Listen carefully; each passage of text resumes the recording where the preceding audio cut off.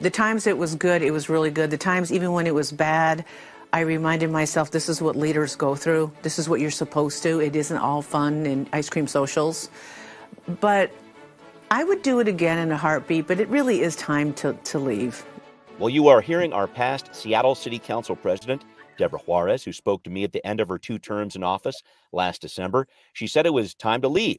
But what perspective can she give to a newer and experienced council working on a very challenging budget this fall? Also, plenty of work for the council this week on surveillance, hiring bonuses for officers. We're going to get a check of what's on the docket and so much more this week on Seattle News, Views, and Brews, your coffee break political podcast. I'm Brian Callanan. I'm a host on Seattle Channel, and the views expressed here are mine. My co-host David Croman is on leave, so somehow I got stuck with former Council President Debora Juarez filling in. I don't know what's happening here. Debora, how are you? Thank you for doing this. I'm doing really good. It's good to see you outside of the studio and listening to your little podcast, Bros and Brews. Yeah, Bros and Brews. Where's the baseball cap? I don't know. I'm not wearing the cap today because I knew you'd give me a bad time about it. We'll see. We'll see where we go here. Well, thank you. Thank you for being here, Debora. Thanks also to City Grind Espresso, the background noise sponsor for the audio podcast on the first floor of City Hall. A continued thanks to my show patrons, Robin, Andy, Blake, Stephen, Cheryl. Very much appreciate you writing to the city with regard to the fact that my job at Seattle Channel just might be cut under the mayor's proposed budget. The council's working on that now. I'll keep you posted. If you are listening and you want to be a patron, we answer your questions on the show. There's some other perks too. Support the show on Patreon, Seattle News, Views, and Brews. Also, a big thank you to Converge Media. The video version of this podcast airs on Converge Wednesday nights at 7. All right, let's go. Let's get going here. Time for Right Here, Right Now.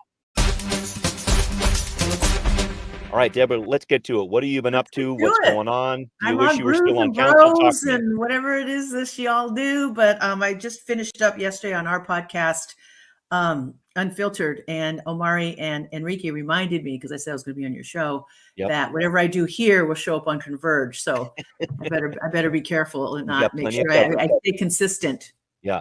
Well, so you're doing podcasting, but you're also, I remember you saying when we had our exit interview, if you want to call it that, back in December, that you were still going to be involved in different ways in civic life. And I wanted to know what you were doing, what's happening there. Well, I would never disengage from civic life. And as you know, local politics, regional and national, this is the crazy season. Everyone knows October just gets insane. Right. But one of the things you and I talked about briefly is like, what are you doing now? And it's all the things that I haven't done. I have never gotten unemployment. I've never not worked except for since I was 14, except for when I had my 2 babies, which are now 30 and 33, and when I took the bar exam. So I am enjoying my gap year from Seattle City Council. And you call it a gap year. You're one of my friends called it that, and I loved it. And so I've been using that. I have been walking, reading, listening to podcasts. I've read 6 books. Wow. I'm catching up with friends. I've been active with Native Action Network and the tribes. Like I said, in the last 7 months, I've read 4 books. I just finished Blood Meridian by Cormac McCarthy, who wrote No Country for Old Men. Yeah, right. Wolfish. And I got COVID, which was bad. But one thing that I've had a chance to finally really enjoy is The Storm. As you know, go to all their games. Great basketball team. For a decade. Yeah, great basketball team. A great playoffs. Did not make it to the end, but that's okay. I've been one thing that's been exciting for me is finally getting a chance to just do a deeper dive on things that I have been interested in, but just haven't had time to nurture and get into, besides all the books and journalists or podcasts I've been listening to. Yeah. And that's looking at like renewable energies for tribes, solar, wind, the cold climate issue. But I've also been focusing on my grandbabies, Cyrus and Edie, who just turned 2. Wow. So that's been amazing. Back in Indian country. Can I jump in? When you say gap year, that says to me that, okay, I'm taking a gap, but I'm going to be jumping back into a political job next year. Is that what you're saying? What's going on? That's exactly. Okay. I'm so glad you said that. I didn't think you would catch it, but you did. Every now and then. When I say gap, what I'm saying is that and I think last time I was on your show, and I've said this to everybody, and I've been saying it because I learned it from Uncle Billy Frank, you lead to leave. I didn't want to be in public office for nothing wrong if people want to. I'm not casting aspersions, but for me, 10 months of campaigning for Seattle City Council, 8 years on the council is almost 9 years of my life. And I needed to it was time to go. But also, it was time for other people to step up because there's really good people that want to run, and you need fresh eyes and fresh vision and more energy. So you lead to leave. And what I've always added is that you leave a legacy. And whether that's brick and mortar or programs or what you've done for the city or the district, something you can point at, something you're proud of that you did with other people, that you actually got things done. And I don't think if I didn't feel that fuel, I would have been ready to leave, but I was ready. I felt like I've done enough. I think I did good things. Yeah. I think I changed some of the landscape of the city and my district. Mm-hmm. But yeah, I plan on doing something. I'm just not sure yet because right now I'm just fielding different options and opportunities and writing opportunities and teaching opportunities. So it's been nice to jump back into Indian country on a more personal level, right, with tribes and just being with Indian people and doing other things besides, the politics of everything. That's been wonderful. Watching the Native American Caucus organize and working with them real closely and Auntie Julie on some of these elections and races and some of these initiatives. So no, I don't ever check out. And I'm a big reader. I'm a big journaler. I don't know. Who knows? I can't go back to my former job, which was an international supermodel. So I kind of, they're not picking up my contract. So a little bit long in the tooth. So they don't want me anymore. Yeah, Revlon hasn't sponsored this podcast either. I feel you. That's tough. That's tough. Can you give me some perspective, though, Debora? When I think about what the council is going through right now, just sort of writ large, we're talking about a really complicated budget process. You went through your first one in 2015, and now we have 6 people who have never been through that process before doing it for the Seattle City Council. Do you have an inkling of what's going on there? Because I just think that's a big challenge for the city right now, just in terms of getting this work done with a lot of new folks on board. How would you describe it? Well, let me start off with this. I got to do 2 huge budget cycles when I worked for Governor Lowry and Governor Locke. Okay. And so I got used to like the horse trading, negotiation, consensus, how much money is there, how much fat is there, what's really there. And so once you kind of learn, and then of course, then at City Hall, the problem there was that at least in Olympia, you could reach across the aisle, you could talk to people, you could pick up the phone, you can go in someone's office and say, hey, I see you're doing this. What do you think about that? So for this city council, what I would add is that, these are all adults that ran for office. They all come from professions. They're all bright people. They ran. It isn't that complicated in the sense of, what a budget is. What the mayor's going to send down. We had a process, and I hope Brindell listens, but if it weren't for Brindell cracking the whip and keeping us organized about one of your staff members, dividing it up and what we always started with, and I've had a couple really intense phone calls with a few council members. The first overarching issue as a council member, whether you're district or citywide, is what are our city values? What are we looking to fix? Then is what is our district issues that we need to honor, that we need to fix? Is it potholes? Is it crosswalks? Is it what is it? Sure. And then that third bucket really is who our constituents base in which we represent. For me, it was a lot of indigenous led nonprofit organizations, the food banks up here, those. So you kind of break it into those 3 things. And then you look at, and then my secret was, and it's not a secret, is I've always had really good, cordial, sometimes difficult, but always cordial and professional and kind relationships with the mayor. So I always pushed hard before the second week in August to make sure that I had met with the mayor, their staff, their budgeting folks. So my stuff, and when I say my stuff, I don't mean just D5, but was in the mayor's budget. So by the time it got to the second floor, a lot of our issues were baked in. And those are mainly brick and mortar issues about sidewalks and those kind of things. Sure. Right. And so you've been talking with some of the current council members. They've been asking for your help. What's been your impression? I think they're all trying to make it through here. And it is, as I mentioned, a pretty challenging year with a $250 million deficit they're rolling with. Yeah, council members call me about different issues, not just the budget. And I appreciate that because let me just do a quick side story. Because I believe, as we do in Indian country, that older people do have wisdom, lived experience, and know a few things. And I also believe that you have quick side stories. But keep going. I'll just say this, and maybe people think this isn't popular, but when I got elected, and my first budget, I really appreciated Tim Burgess, Sally Bagshaw, now Bruce Mayor Harrell, who I could go in their office and say, I don't understand what this is. How does this work? What is the green sheet? What am I doing with central staff? They like mentored me like, oh no, you got to do this. This is what you should do. Have you talked to so-and-so over here? Because I wasn't familiar with all the city departments. Or the directors or who are the people on the ground getting stuff done. And so I just started like I did with the state, who do I talk to? what are our priorities? What are the mayor's priorities? Mhm. But the other piece of that is those council members that I've talked to on different issues, and just recently a few on the budget, the conversations have been really, really detailed, and they're not like 101. They're not like, oh, what am I doing? It's more like, these are some of the priorities of the mayor. This is some of the priorities of what my colleagues are looking at. When you were looking at this, if you took money here, where would you look to look money over here? Yeah. You know, what kind of funds didn't get spent?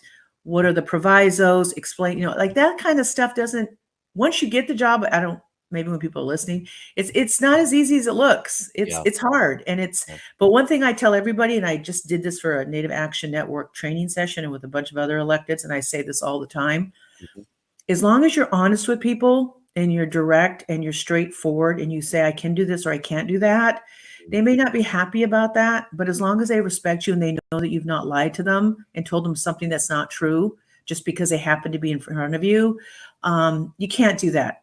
You have to have people's trust, because your word is your bond on the second floor. And I can honestly say, in the 8 years I was there, I never, ever flipped. I never said I was going to do something I couldn't do, or say things just to a particular group because, you know, I needed to say it.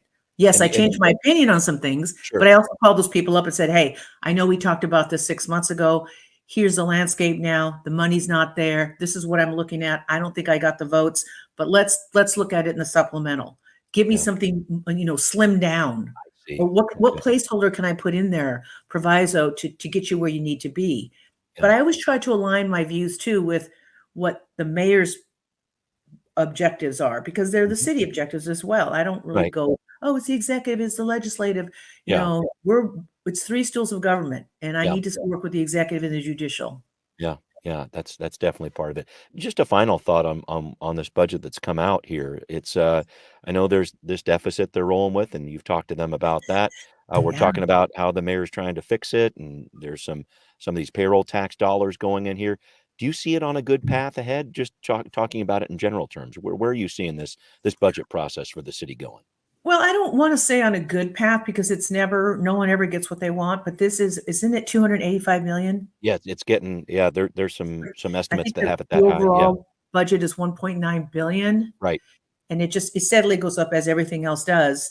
But some of the basics, you know, I don't see it going sideways, like, oh my God, this is the first time in Seattle City Council, the history, people don't know what they're doing. It's just crazy town. But again, I could be wrong. No problem being wrong. But I think you have some really thoughtful people on their first budget cycle, not just learning, but really listening and really trying to do the right thing. And I know a lot of times when people come to City Hall, they scream at you. And I always kind of like this one saying, and part of it is true, when people say this budget is, you know, your morality document, your moral compass, your moral statement. Moral compass. And it's some of that, but it's also, we live in the real world with real money that people, and like, you know, we had to make sure we negotiated with the unions for the city employees.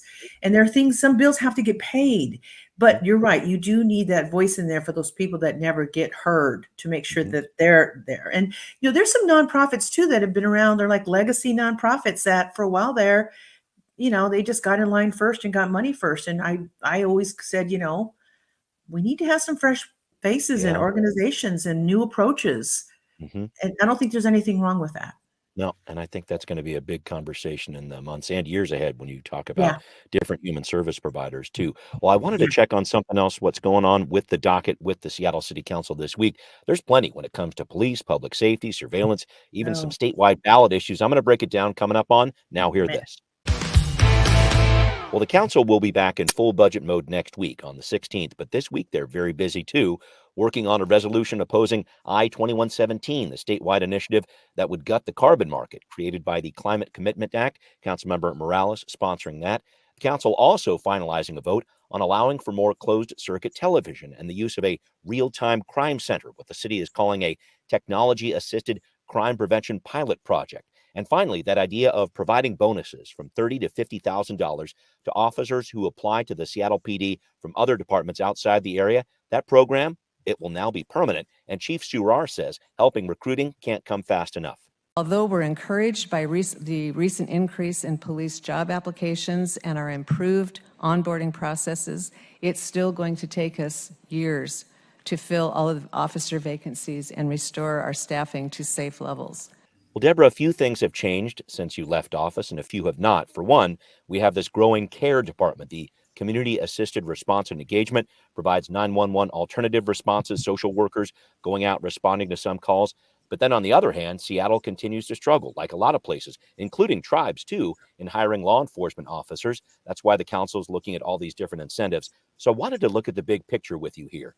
Are we going to see more civilian-run 911 alternatives as the number of officers just keeps on lagging here? Do you see an end in sight when it comes to this whole crisis of hiring police officers? Yeah, I do. But let's go back. And I think you're talking about Chief Amy Smith, who is running the CARES. Just changed to Barden. Yeah, she got married a little while ago. Mm-hmm. Oh, okay.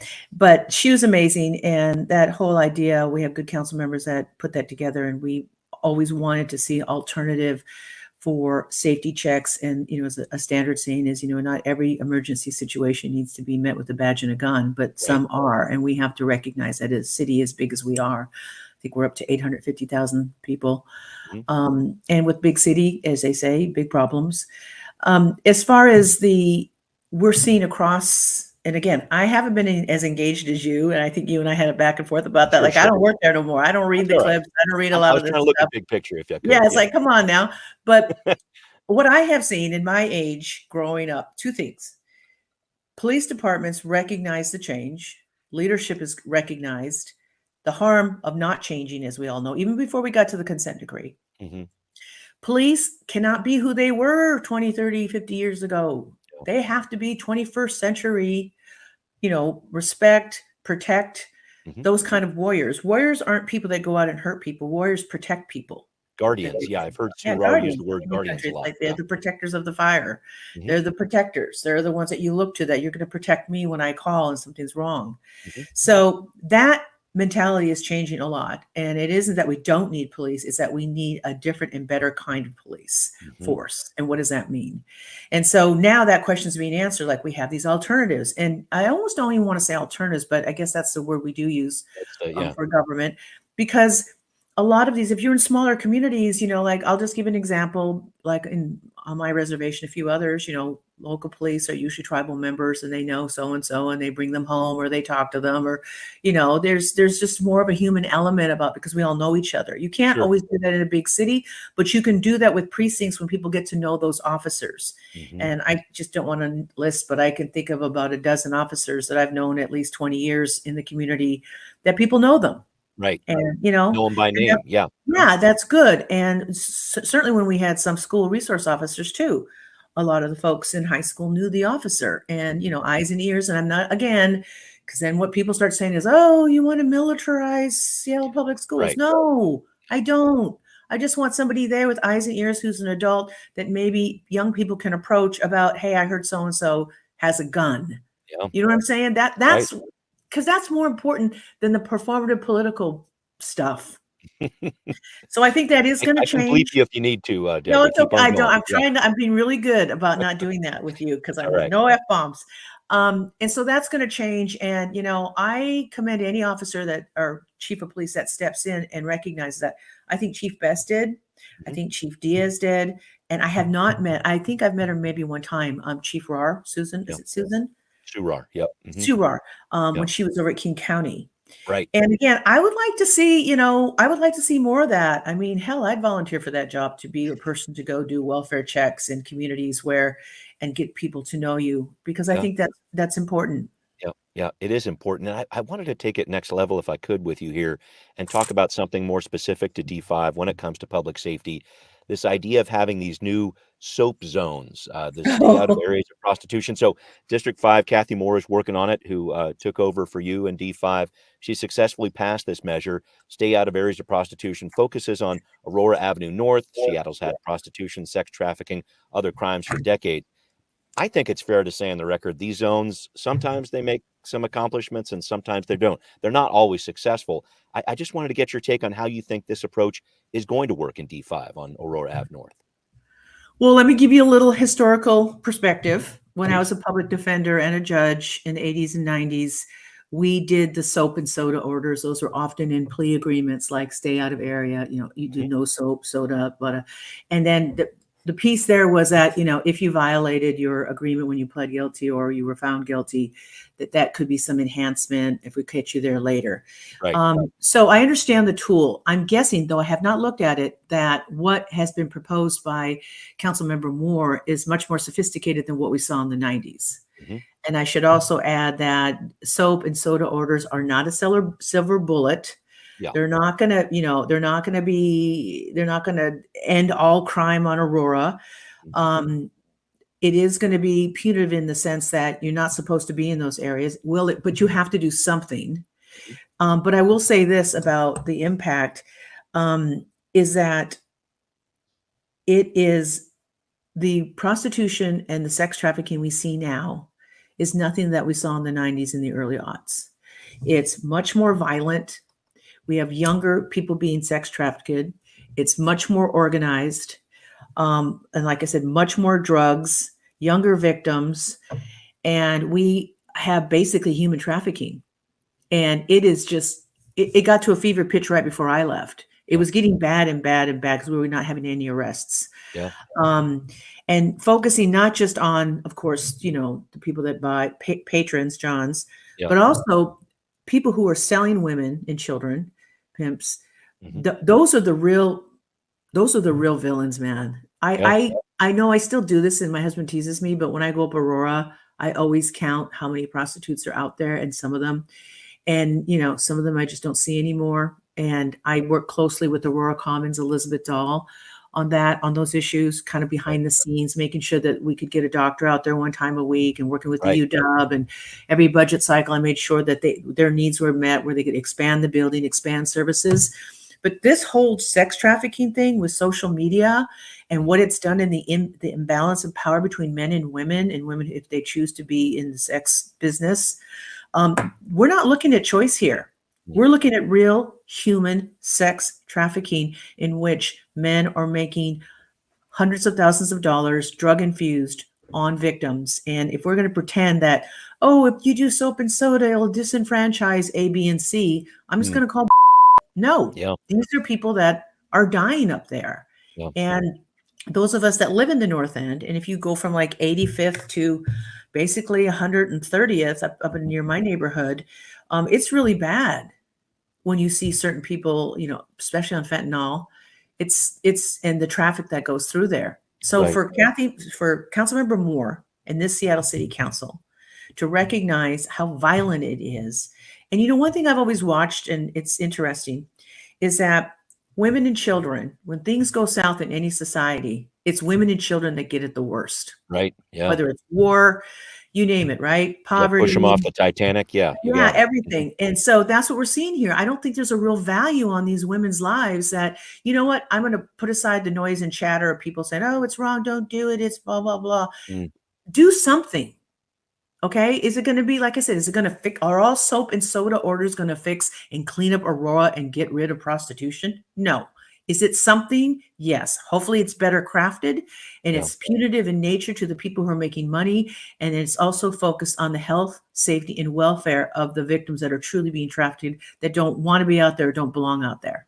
Yeah. That's been the discussion that I've heard on council, Debora, is that desire to make sure that there are some services that go along with this, and which is a dollars issue, of course. And I think that's going to be the challenge, is balancing. All right, there's going to be this police presence there, but in the same breath, there has to be that follow-up, it sounds like, to try to make sure that these girls, and we are talking about girls who, very young girls who are getting trafficked here, they need some additional help. And I think that's the focus I have right now, is to see, okay, I hear what police are going to be doing here. Where are the services coming that follow that? Right. And so, like I said, I'm guessing the 2024 soap and soda approach will be have half the focus will be on the health and well-being of the women that are out there. And that's not what we had back in the 90s and the 2000s, or 80s and 90s. You basically focused on arresting women. And I remember those days of representing a lot of sex workers. And, no one wanted to, I can honestly say this, and certainly when I was a judge, nobody wants to show up on Aurora and make that their job. There are societal issues that brought them there. So if we can roll that back and provide services, and we say this term also, I remember in housing, we would say this, like, meet people where they're at. Yeah, right. And so having the budget cycle and working with people who are actually in the business of assisting these folks and working with like the UW and other healthcare providers, you would be surprised when I go to the Aurora Commons dinner every year. They've hired a lot of people that they've gotten out of the sex working trade, and also have as a keynote is one of the women, or usually a woman, obviously, that speaks to that. And when you hear these stories, it isn't just tugging on your heartstrings like, oh, this is just so bad. It's more like, these are real people, real, like they say, data points with the story. These are real people, not just a dot like here we arrested. So let's focus on that. And then, of course, focus on the people that are selling them. Wow. It's a lot to focus on for the council here ahead with that. I thank you for that input. I did want to talk about what's coming up next. What has our former council president got her mind on heading into the election this fall? We're going to break that down on What's Next. Debora, you mentioned it's crazy time here in October, and we're less than 30 days away from the election, so it's absolutely crazy time. I just wanted to know what issues that you want to keep in front of people and voters as they head to the elections this fall and maybe into the future too. Well, I don't want to tell people how to vote, but I have my own. I don't either, but what's on your mind? What issues? Well, there's the initiatives, like you mentioned, the 2117 I've been working closely with tribes in promoting Washington conservation voters to vote no on that. And I have obviously the climate issues. Like I told you, I've been doing a deeper dive into renewable energy, wind, solar, production, jobs, green energy, what that means. Talking to different tribal leaders and other organizations and how that would work. And also making people recognize that climate change is a real thing. And it's getting worrisome. On the coast, I think we've had 4 tribes that have had to move their villages inward. And that's just been scary for the Quinaults, Queets, Makah, Shoalwater Bay. So these are real life situations where tribes have taken a real strong stance. And I've always been there, but there's only so much you could do at city council, right? I mean, I'm not trying to like belittle anyone, but just some of the stuff that people would try to pass, it's just like, we can't outlaw natural gas in the city of Seattle tomorrow. Right. Yes, we will get there. But in the meantime, we have the whole restaurant industry. Who rely on natural gas to heat their homes. So that's going to be a challenging initiative. And we're not all AOC, we can't all pass, it's lovely. So I'm not putting that down. I'm just saying, from someone who's been in the trenches, civil rights, incremental, working for folks, you keep taking those steps, you keep moving forward. So that's one issue, the whole climate thing. Yeah, for sure. I've been paying attention to, of course, what we're going to do in this national election. And I mean, if you're not, I'm sure everyone is just tired, and we're tired of that guy. And I think the thing that drives me insane is when I watch some of the local, national news, and the stuff that I read, when you hear people that, here's the undecided. I just don't know how you could be undecided. Are you? Yeah. Here's Vice President Kamala Harris, and here's this big steaming pile. I literally, she could be running against, I mean, it could be a potato over here, and I would vote for the potato. I would vote for a box of rocks. Hell, I'd vote for you even. Oh, I mean, come on. It can't be that bad. Right. It's like, can people remember? Also, by the way, I got COVID again in July. I want to get that in there. But oh boy. So the national election is going to shake out so much issues for us. And of course, choice is the number one issue. I've given money to that, and of course, paying attention to that. I have 2 daughters who just have babies and want to grow their families, and other nieces and nephews. And as a woman, is everything else. So for me, it's kind of been climate. It's been choice. It's been the national election. It's been local politics, as far as, what we're looking at for who's going to be our next governor, where our values align, and also paying really much more closer attention, because now I have the luxury of time and energy and more sleep, to what's going on in Eastern Washington too, is what they're looking at. Because some of our city of Seattle issues, which people used to say 5-8 years ago, oh, that's a Seattle problem. We don't have that problem. Well, now you got it. You got fentanyl, you got sex trafficking, you got homelessness, you got housing, you got density, housing, all like of it. Spokane, Yakima. And it's been interesting going across the mountains to visit with my Yakima friends and some other folks over there. Wow. So that's been interesting, and learning more about what those needs are. And hopefully we have a governor that can meet all those needs. I mean, not meet them in the sense of solve them. I think that's what people think politicians are going to do. They're going to solve them. I think you try to, but you try to always try to get there, because we want what's best for our whole state, right?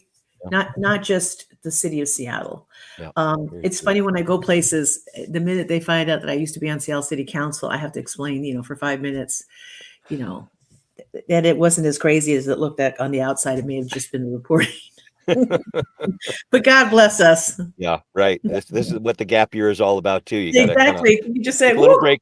Don't work there no more. Not break. on the second floor.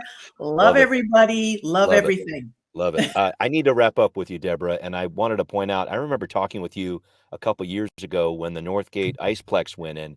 You were with a number of kids from REWA, the Refugee Women's Alliance.